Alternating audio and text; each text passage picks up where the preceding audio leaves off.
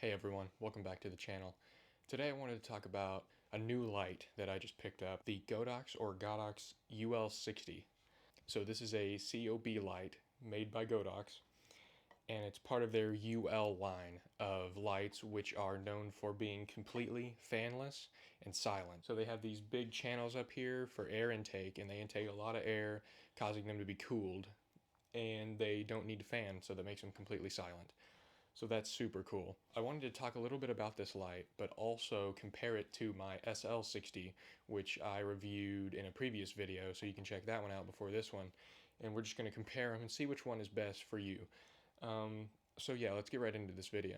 So I made a little list here of stuff to compare both the lights. So as far as build quality goes, this is maybe the most stark difference between these lights.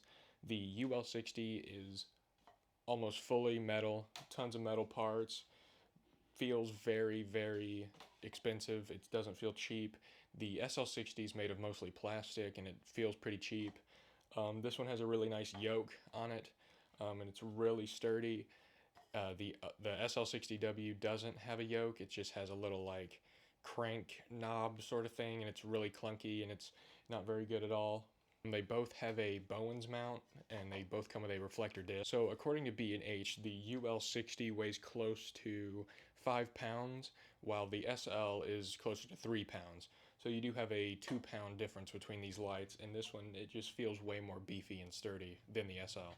So both these lights are advertised at 5600 Kelvin. The SL is closer to about 5300 Kelvin, so it's just slightly a little warmer. And the UL60 comes in at about 5650 Kelvin, so it's super close to 5600. They both have an advertised CRI of 96, and they both actually have readings of closer to 97, so they're super accurate lights. And they're both 60-watt lights, so they have similar outputs. One of the biggest differences between these lights is the cost.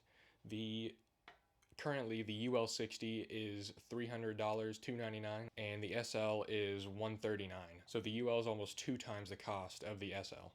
But what do you get for all that extra money? So you get the better build quality, but also you have the ability.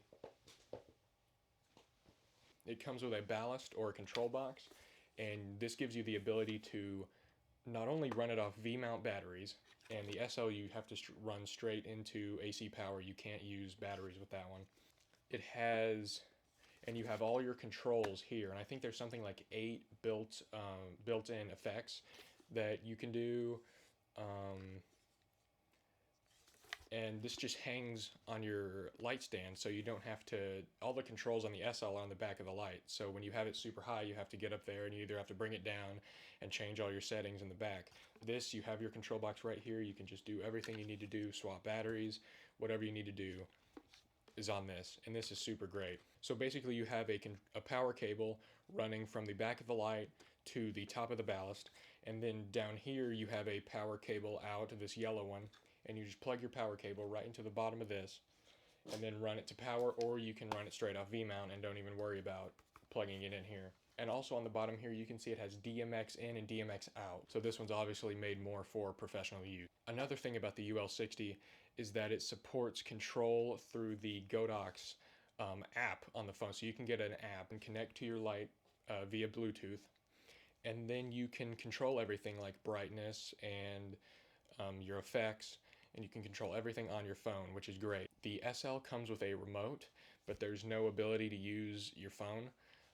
And you can also buy a remote for the UL, and it's about $10, but having the ability to control it on your phone is super handy.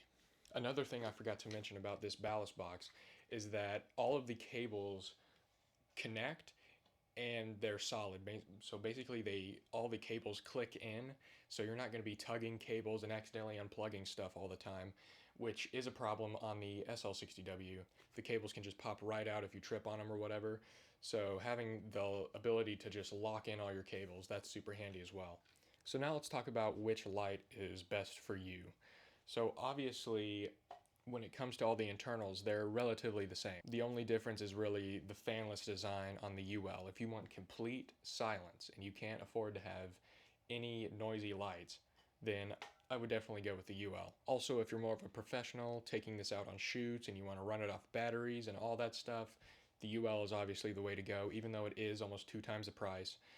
I would definitely go with the UL. It's just better for those sort of needs.